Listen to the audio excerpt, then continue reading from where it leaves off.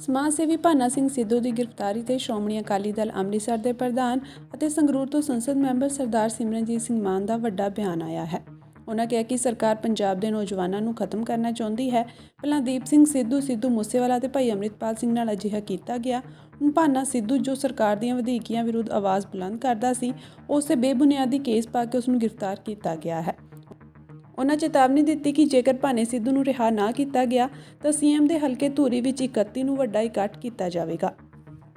तो तुसी कोई ऐसे वैसे नहीं हो कि तुहानू कोई इतिहासक तौर ते कहे कि ये लोग इन्होंने सिखां दी लड़ाई सिखां दी आज़ादी दे विच हिस्सा नहीं लिया।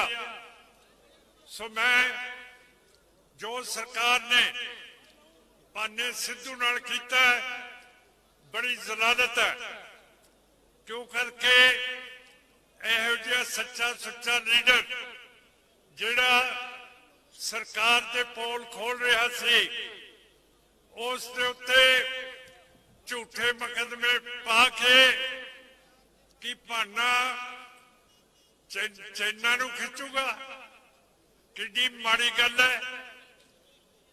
छोटियां छोटियां गल्लां करके उस दे उत्ते केस करते। आम पार्टी नूं ये देख लेना चाहिए कि तुसी कित्थे फिरदे हो, किवें तुसी जिहड़े नौजवान उठदे है उन्हां दे नाल विहार करदे हो। पहला अमृतपाल सिंह नशे छुड़ाउंदा सी, उस नूं घेर लिया, फिर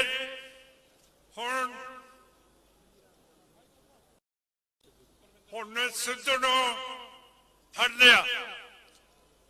ये चीज चलनी नहीं।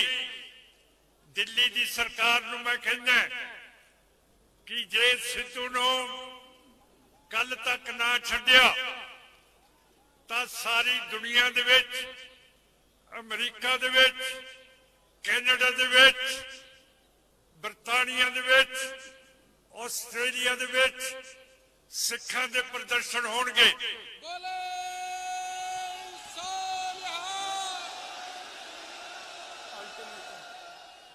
ਉਹ ਤੁਹਾਨੂੰ ਸਾਰਿਆਂ ਨੂੰ ਪਤਾ ਕੀ ਹੋਇਆ ਜਦੋਂ ਅਮਰਤਪਾਲ ਸਿੰਘ ਨੂੰ ਇਹ ਸਰਕਾਰ ਨੇ ਫੜਿਆ। और भुल्यो ना मोदी साहब, तुसी एक नवी रहत शुरू की है। साडे सिखां नूं कैनेडा दे विच, बरतानिया दे विच, अमरीका दे विच, पाकिस्तान दे विच, हरियाणे दे विच, पंजाब दे विच साडे लीडर तुसी शहीद कराते हैं।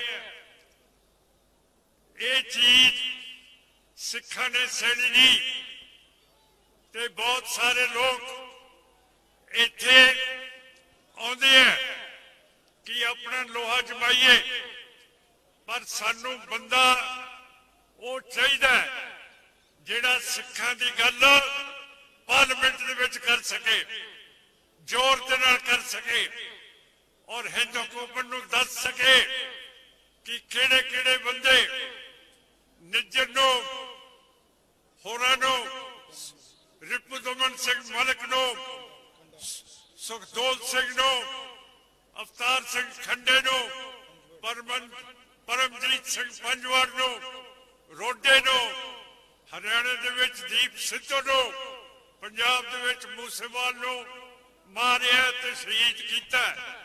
असीं इस चीज नूं बर्दाश्त नहीं करते ते अगला प्रोग्राम जे सरकार ने भाने सिद्धू नूं ना छड्डिया कल तक, फिर अगला प्रोग्राम चीफ मिनिस्टर दे हल्के धूरी दे विच असीं बड़ा तगड़ा इकट्ठ करना है कि दसना कि भगवंत सिंह जिथे तेरा हल्का धूरी उत्थे फौजां पहुंच जानी है जे तू इनू ना रिहा किया कल तक।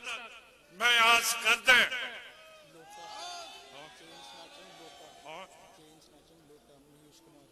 इत्थों का एक महेश कुमार लोटा कांग्रेसी है, उस दे उत्ते भी चैना नूं खिंचण का दोष लाया। मेरे कहने का मतलब है कि इस तरह के दोषों दे विच लोकां नूं फड़ना, जलील करना असीं बर्दाश्त नहीं करांगे। सो जे कल तक ना छड्डिया, फिर मैं आपनूं बेनती करदा कि अपने धूरी पहुंचना 11 बजे। धूरी पहुंच के आपां इहो जिहा इकट्ठ करना है जिहड़ा भगवंत जी नूं पता लग गए कि ये गलत काम कर रहे हैं, ते सिद्धू नूं गैर कानूनी तरीके दे नाल गिरफ्तार करके जेलों दे विच दित्ता। इन्हां शब्दां दे नाल आस करदा होया फतेह दी फतेह अर्ज करदा है। वाहिगुरू जी का खालसा, वाहिगुरू जी की फतेह।